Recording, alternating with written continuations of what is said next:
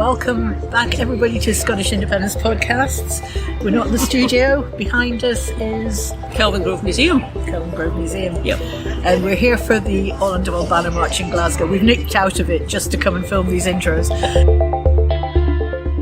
This one is a conversation we had a few weeks ago now, wasn't it? With Gordon MacIntyre-Kemp, and it's largely about the energy petition that Believe in Scotland have been running. You might have taken part in it, you'll certainly remember about it, I'm sure they had some very good leaflets, but Gordon came back into the studio to tell us what the results were. Yeah, because we'd been with them when they launched the whole thing. It was called iSwitch, wasn't it? iSwitch. Don't just switch your energy provider, switch to a different kind of country. So that was when it all started, and then it's he's added to it, and then they did got the petition underway, and we both had replies. We had several replies, and the petition was way more responses than I think Believe in Scotland expected, which is good. And Gordon will share who signed, who didn't, what responses they got. So let's go to the studio and speak to Gordon.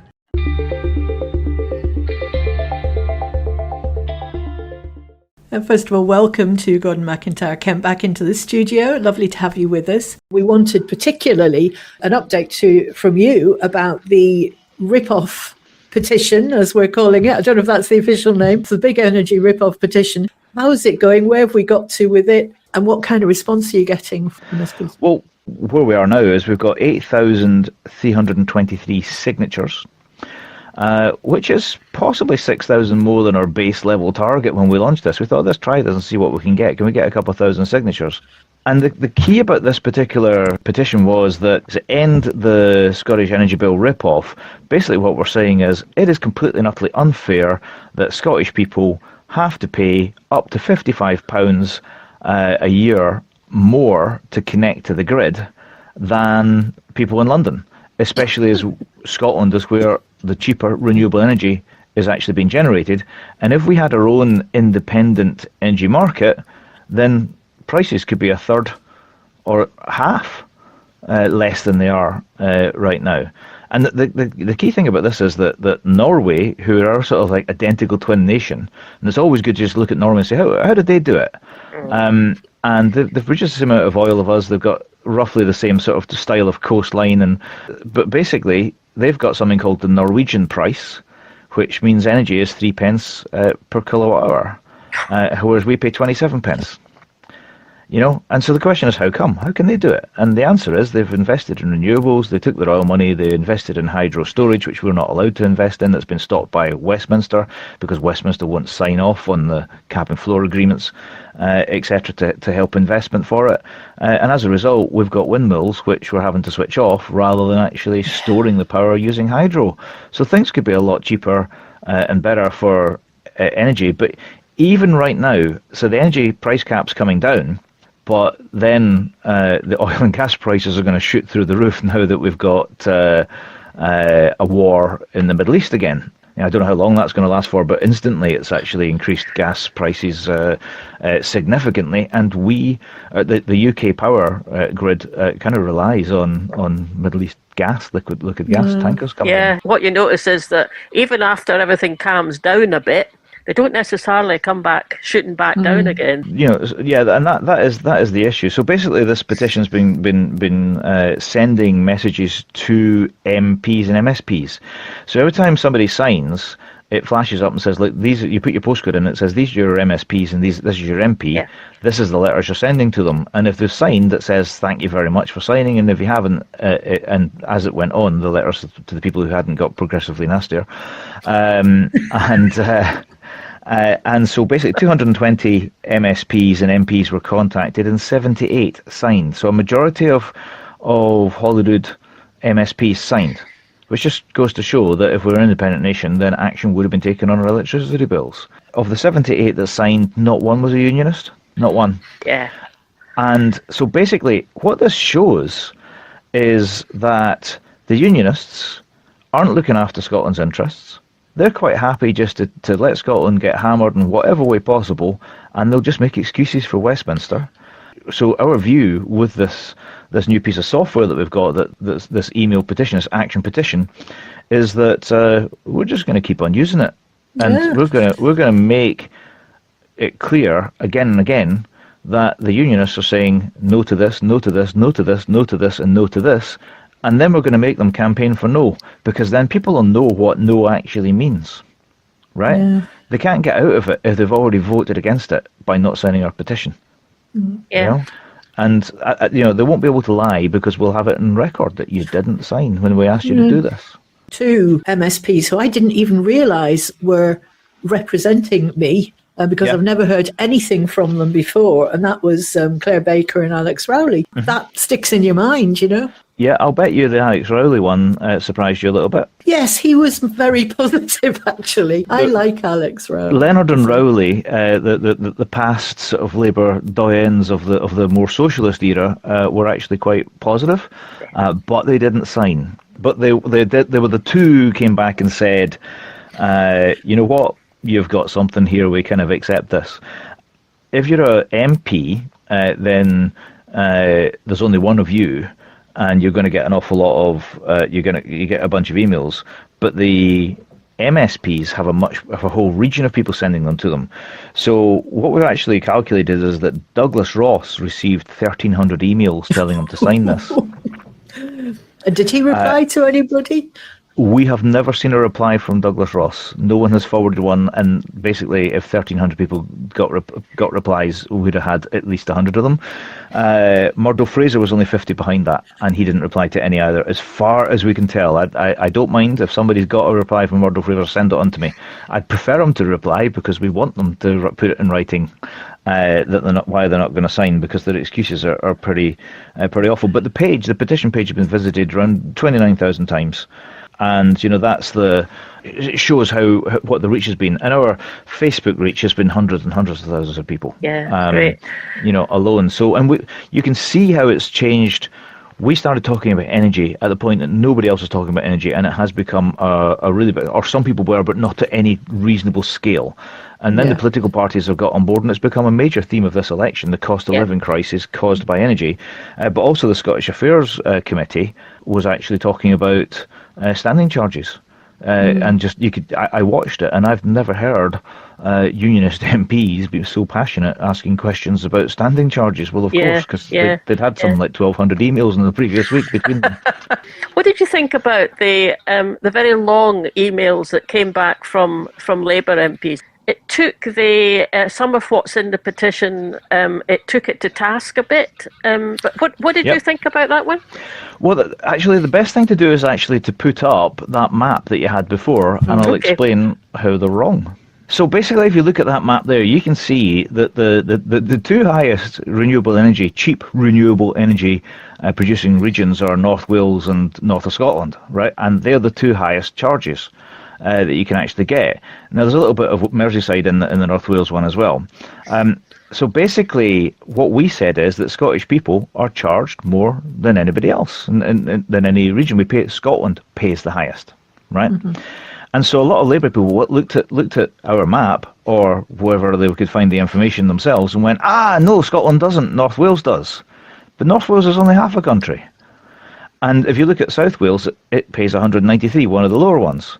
So basically, if you take the households in the 259 as a percentage of the whole of Wales and work out the average for Wales, they pay less than Scotland does. Yeah. So Wales pays less than Scotland. Yeah. So, I thought, do I just go big on this and say, you're wrong?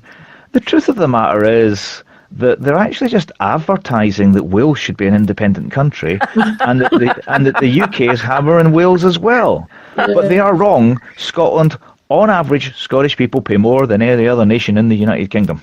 Right? Yeah. Absolutely. They are wrong at that. And they just looked at that and went, no, look, 259, it's not Scotland. But it is, it's Scotland. But that I don't want to diminish the fact that there's an energy bill rip-off, especially in Northern Wales and Anglesey as well, where a whole lot of hydro electricity is generated. Yeah, and if you flip that on its head, there's also a huge unfair advantage if you're sitting in the South Coast and you're doing nothing about generating it, but you're getting the cheapest charges. Well, this is interesting because what I've actually done is I've looked at this and I thought, well, what's the policy behind that charging system? And the idea is that in the olden days, many, many decades ago, coal-fired power stations were built, in the Midlands, etc., and therefore they went, oh, well, we have to figure out how we're going to divide the cost of the infrastructure. So we're going to charge you the further away you are from these stations. You paid more because we're sending electricity further. So the electricity has to go further, ipso facto, you have to pay more. Great. And then all the coal-fired power stations shut down, and as of a few years ago, there isn't any anymore. And then they went, oh, it's not the same anymore. It just looks the same. It's not the same reasons. But actually now, the energy's been produced in North Wales and Northern Scotland. Yeah. So if living further from where it's produced is the cost, then it should flip. Right. That was something that was in the standard letter that they put, that they've not kept up with what's happened, because I'll quote from, households do pay more than some other parts of the country because of the additional costs of getting electricity to households and investment in grid infrastructure. So they're saying it's cheaper to get electricity from Scotland to the south coast of England than it is from Scotland to another place in Scotland. And the thing is, the grid has to go to Scotland, otherwise electricity isn't going to get put into the grid from the renewables. So you have to come here. But so the issue is, so if you're saying to yourself, well, what's the policy now for having it structured that way? Well, there's only one policy, and that is to make it cheaper for English people, to make it cheaper for people in London and the South East, where the majority of voters are. Now, that's fair enough. Be open and honest about that, right? But actually, what about net zero? What about reducing carbon output? If you then said, okay, let's base it on actual government policy, stated government policy, not just the usual, oh, let's try and do everything we can for London and the South East.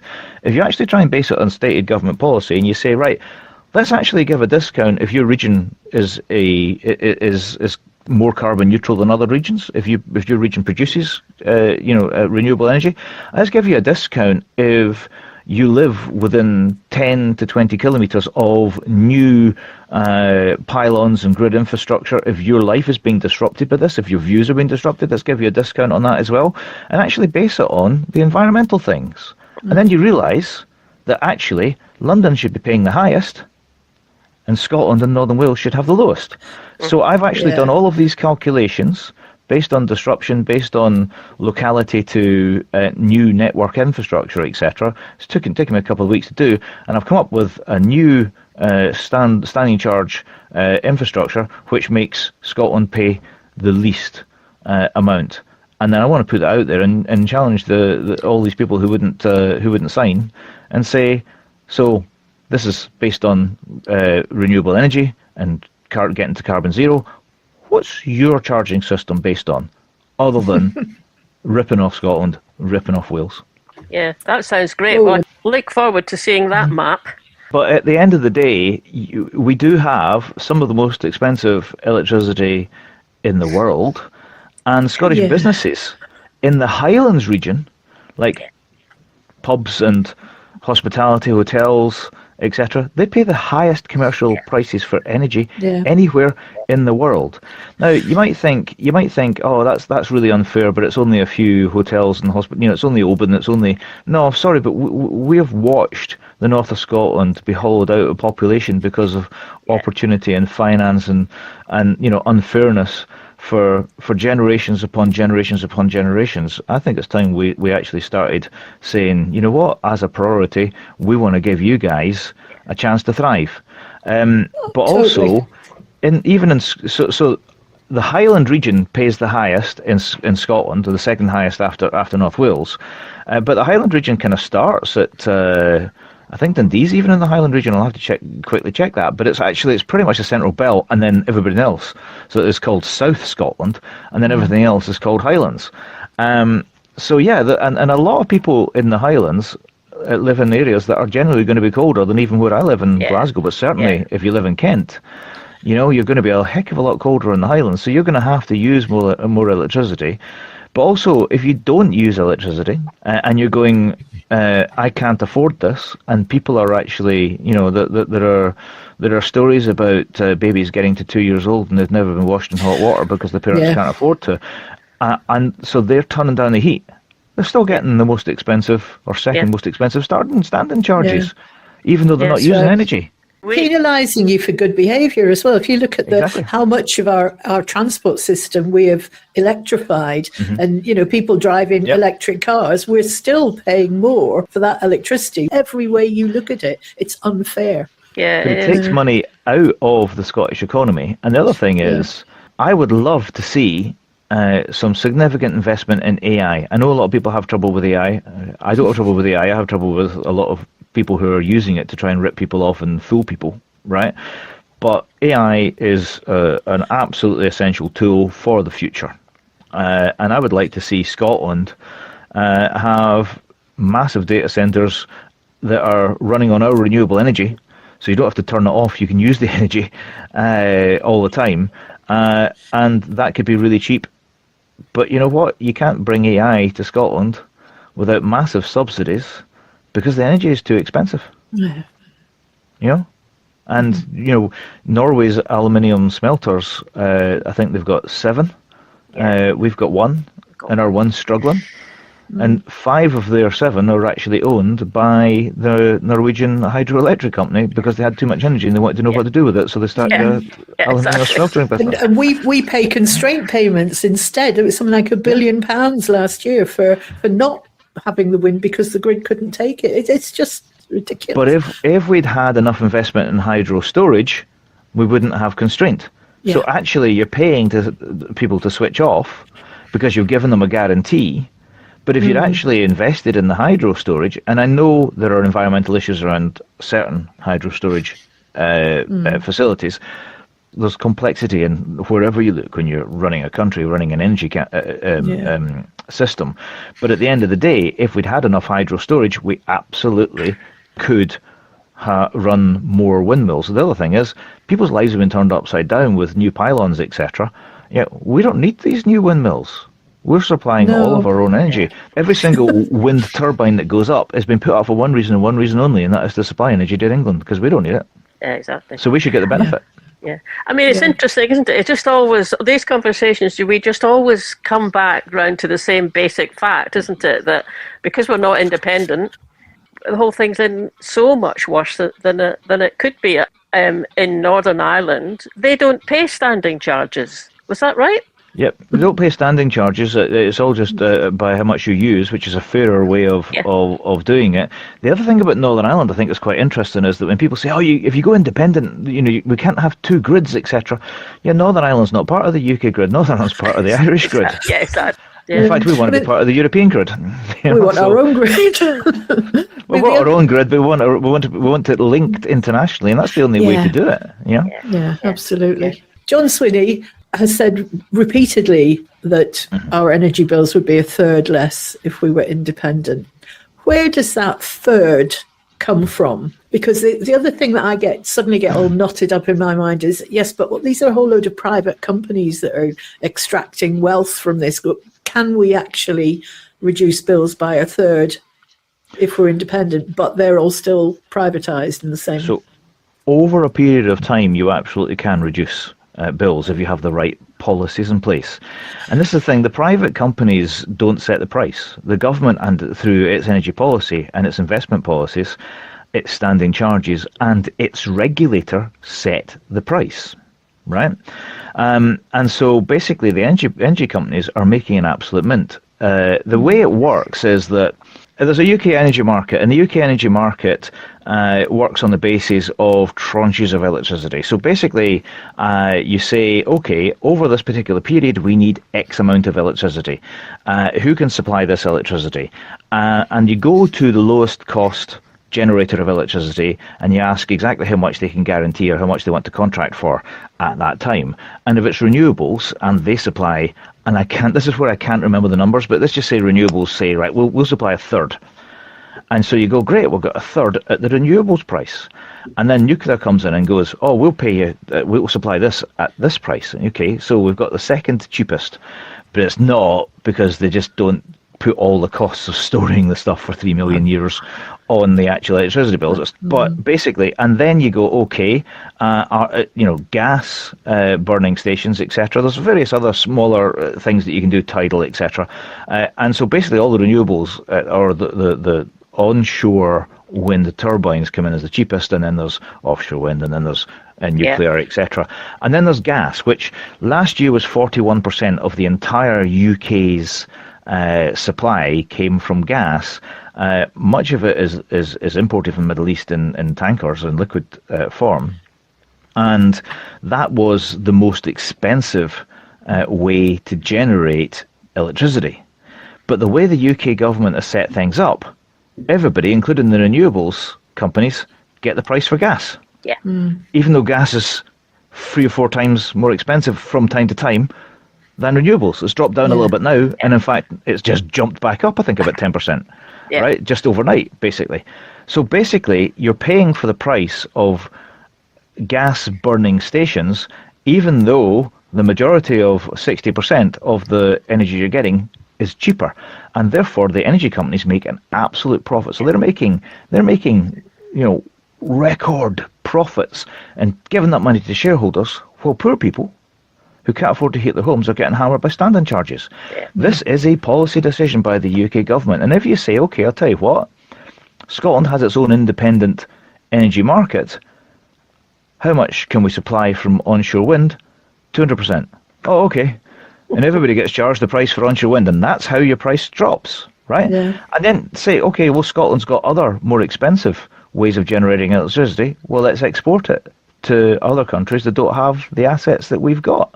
And that's the Norwegian model, etc. And the Norwegian price, as I say, is almost a tenth per kilowatt hour of ours, because they have been making decisions for the benefit of the people of Norway, not for the benefit of the people of Germany or France or even Sweden, right? And so that's how basically, but it can't be done overnight. So it's not a case of you're independent, your energy bill just dropped. It's a case of we're going to bring in investment over a period of time. So yes, it would start. There would be a drop pretty much overnight, but also it would be a smaller drop, and you could build and build, and as you build the infrastructure and put it in place, then you can also get those bigger reductions over a period of, say, a generation. You start moving towards the Norway price. But the other thing is, it's not about just price reduction. I would actually say that there are some things that would actually stop us reducing prices, such as I would have a well-being energy policy that says no kid should reach 2 without being washed in warm water. Children should not be cold. Pensioners should not be cold. And so you have to have, and Norway has this, you have these ways of catching these people that society is leaving behind. Because, capitalism, neoliberal capitalism, which along with fascism, are the two things I want to destroy in this world, and maybe the union, it might be third. The patriarchy. That's my way of doing it. Royal family. That's another podcast. Well, that's another podcast. Yes, that is another podcast. Maybe not destroy them, but make them live in a much smaller house. Indeed, destroy the institutions that are ruining us. So basically, a well-being policy says there is a level of energy poverty you're not allowed to fall behind. And if we accept that, then we're not going to reduce prices to go, hey, look, you've got the cheapest in the world, etc. We're going to go, because if you do that, people aren't going to get ill, and you're going to save money in the NHS. Yeah, other ways. Yeah. Oh, totally. People aren't going to be miserable and depressed. Yeah. Children are going to grow up with a future rather than being depressed and thinking that there's nothing for them in this world. Yeah, I spotted this in The Guardian, and it's why nuclear power is more expensive than all other sources. Small modular reactor, which is the one thing they're desperately trying to pitch. And certainly I've heard Labour talking about where are they? that. Can anyone point to one in the world that's actually working and plugged into a grid? Anywhere? Exactly. Anyone? Yeah. Exactly. All the Labour MPs' standard thing was on about, the SNP should drop their ridiculous resistance to nuclear. And you think, no, we shouldn't, for lots of reasons, but that's one of them. Yeah. We don't need it. Yeah. I was going to say, that was a really good explanation. Thank you for that, because that really helped sort of tidy some things up in my mind. No, I like talking to you guys. People think economists are boring, but you guys seem to be quite interested in it. So I'm quite happy to explain how markets work. Brilliant. Yeah, that whole thing about how if you have to start buying wholesale gas, and then you end up, everyone gets a wholesale gas price. I mean, you kind of think, God, that's cockeyed, isn't it?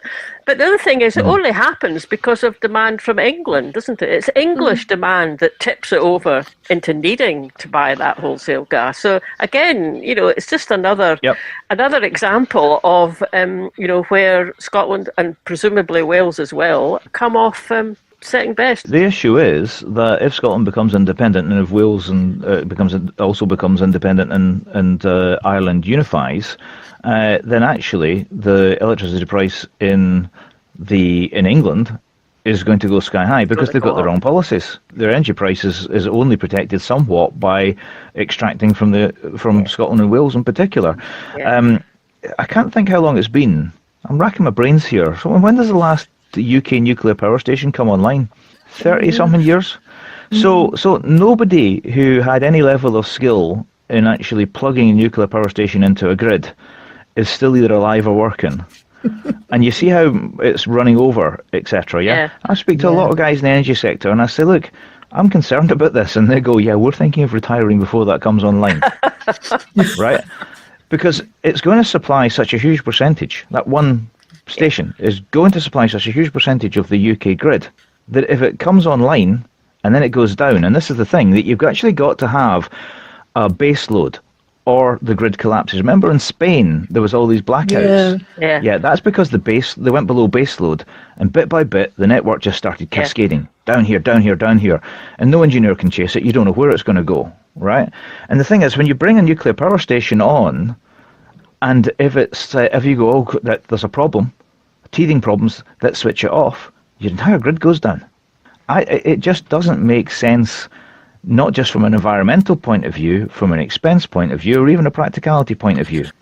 Yes, that's true. And I mean, it's such an old-fashioned way of thinking about supply and demand and grids, isn't it? It's like there's so many smart ways that you can use a grid, smart grids, make them local and making it cheaper and greener for everybody. So, a big power station somewhere supplying a huge amount of electricity for a nation. The UK is such a traditionalist, old-fashioned system after system after system of government, of energy, of transport. Everything is based on 100-year-ago thinking.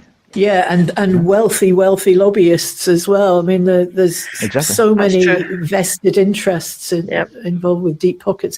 It just, everything comes back to me for the sooner we're independent, the better. We can start making inroads in some of these things. And we've got quite a list of things to be cracking on with, haven't we? Absolutely. Yeah, so anyway, thanks for coming on. Thank you so much. That was great.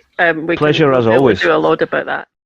It was really good getting Gordon in to talk about that and go through. It's interesting. He likes it that we ask questions about economics because most people aren't interested. We kind of are.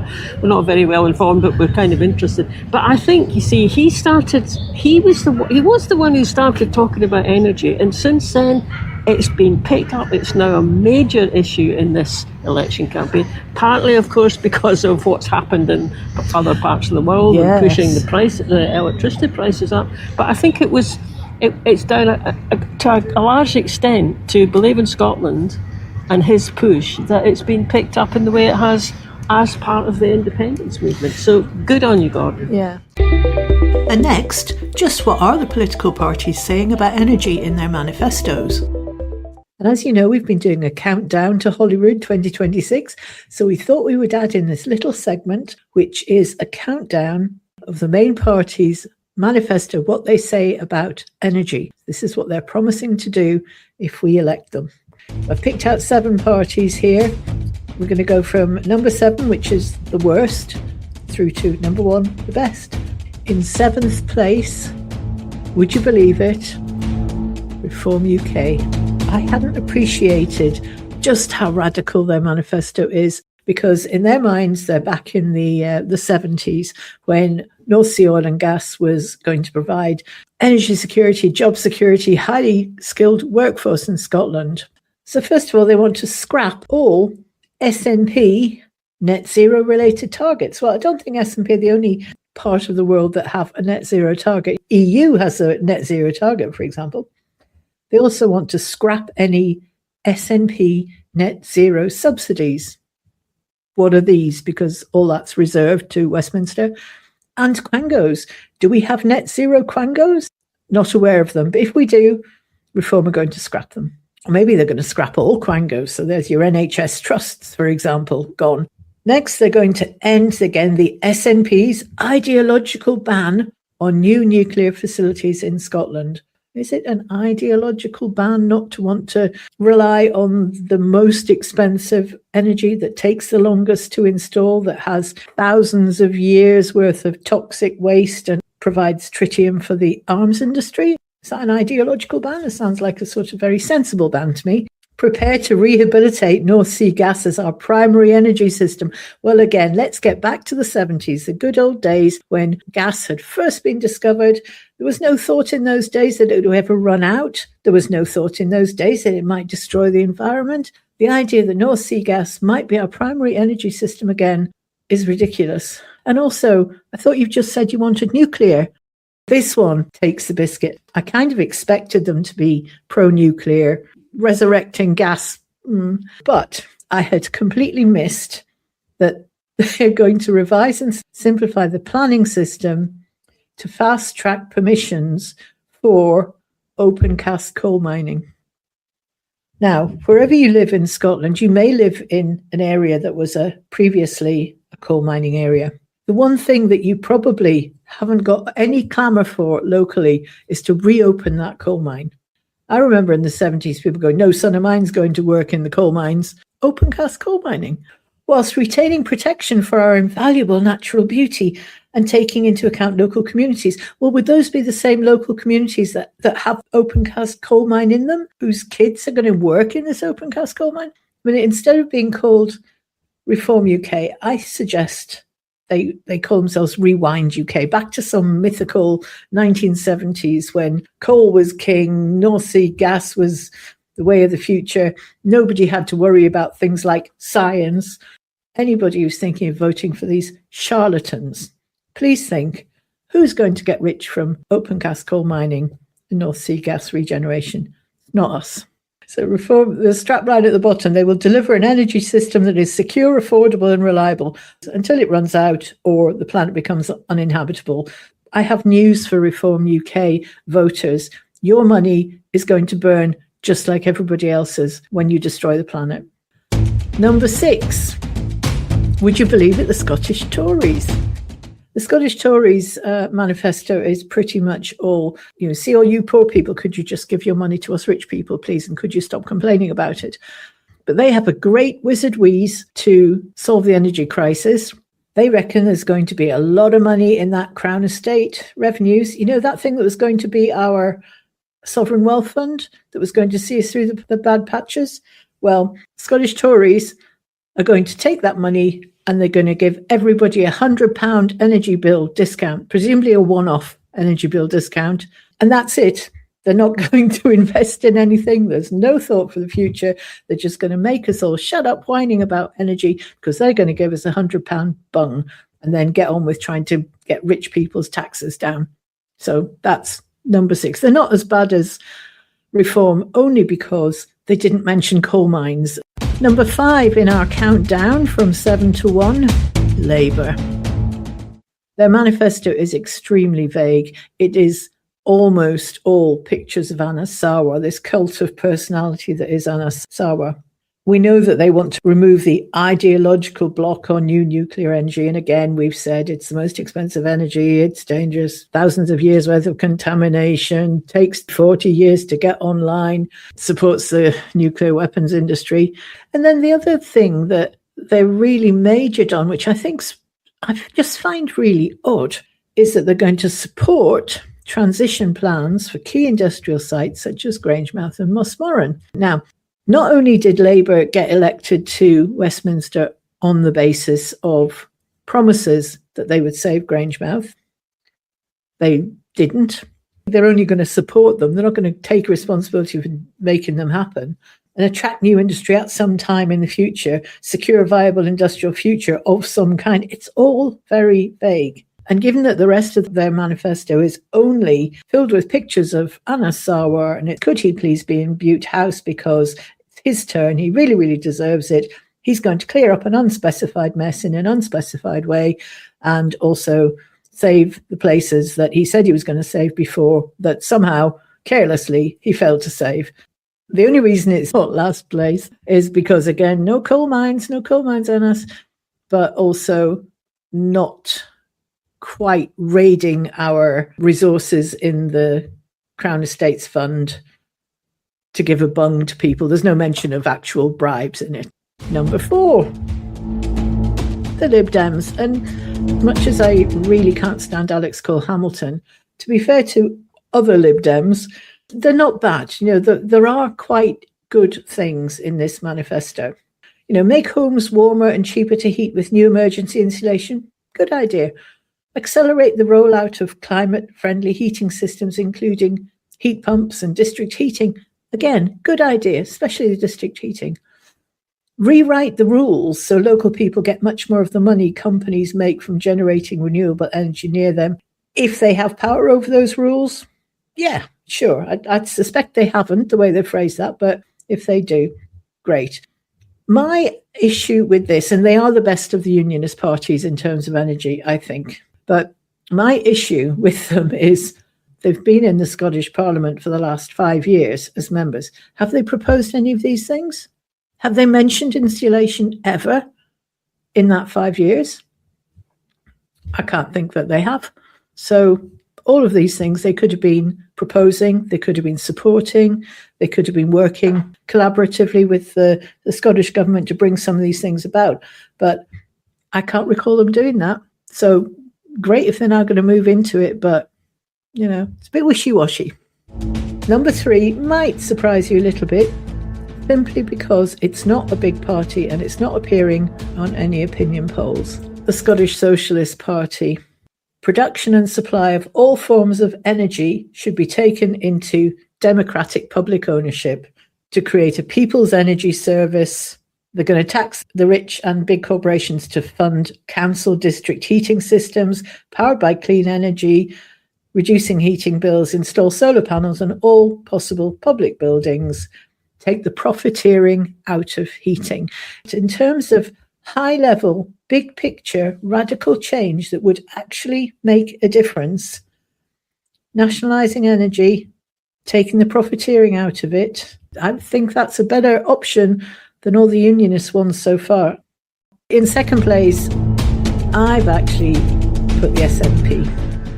Not because there's anything wrong with what they've got, it's just not quite as punchy as I would like it to be. Warmer homes, cleaner air and a more resilient energy system, great. Transition to net zero through sustainable green policies, just transition, that's fine. Supporting people into new jobs, all good. We will ensure that future generations will benefit from the windfall of renewables, the Scotland Wind Wealth Fund, that's good. Accelerate investment in offshore wind, solar pump storage and emerging technologies. Okay, now so far, nothing to disagree with about any of those. It's a little bit vague. When they get to as long as we need fossil fuels, we'll continue to call on the UK government to approach decisions on a rigorously evidence-led, case-by-case basis. Yeah, that's sort of reinforcing that we don't have the power to do this. There's no mention in that energy section of independence. They seem to be accepting that fossil fuels are going to be around for decades yet. Now, in practice, they are, because plastics, pharmaceuticals, all these things are made out of oil. It makes no sense to burn the stuff, none at all. But we are still going to need some supplies. I don't think we should be calling them fossil fuels anymore, but there will still be a requirement for oil so we can make things. But no mention of research into alternatives or how to repurpose plastics that already exist. So that leaves, for me, the winner, not surprisingly perhaps, is the Scottish Greens. No nonsense, direct. They've got an immediate end to new oil and gas extraction. Lead a renewables revolution with 600 million investment programme, tidal and solar, including redeploying the millions of public funding that's been pledged to unproven greenwashing carbon capture and storage technologies. There's some ambition here. Consolidate Scotland as a world leader in marine energy innovation, providing stability to the wave and tidal sectors. That's your baseload. You don't need nuclear, which is Labour's argument. Bring back the Heating Buildings Act. Well, maybe have to fix it a bit, but help homeowners cut their energy bills by making the properties the most energy efficient they can be, expanding current schemes and rolling out bespoke support. Well, again, the Lib Dems also said about insulation, but this is a little bit more specific, I think. Ensure we benefit from jobs investment in energy efficiency, yes. Sourcing a minimum percentage of materials and components from Scotland. That is not being mentioned in any of the others. The fact that we are importing a lot of the stuff that we use. We have an extractive economy where private firms come in and take profits away from us. That could help to minimise that. But I really like this one. This is big. Pay for people to install heat pumps, solar panels, and link battery storage and other green heating technologies on their homes, with help available for homeowners. Remove fossil fuel boilers with a 2035 phase-out target. Now, that is specific, it's clear, it's ambitious, and it's practical, because the one thing stopping a lot of people who, myself included, who'd be perfectly happy to get a heat pump is we can't afford it. So getting the people who'd be willing to do it, providing the resource to do it, go street by street, go town by town, start making a difference, and then supporting the expansion of locally owned district heat networks and developing low-carbon heat networks. It's the most ambitious, it's the most practical, it's going to be the one that makes the biggest difference. And that's why I would say that is my top manifesto in terms of energy. I should just say I'm not a member of any political party. We're not a party political podcast. That's just my assessment of reading the manifestos. Let me know what you think. You might disagree.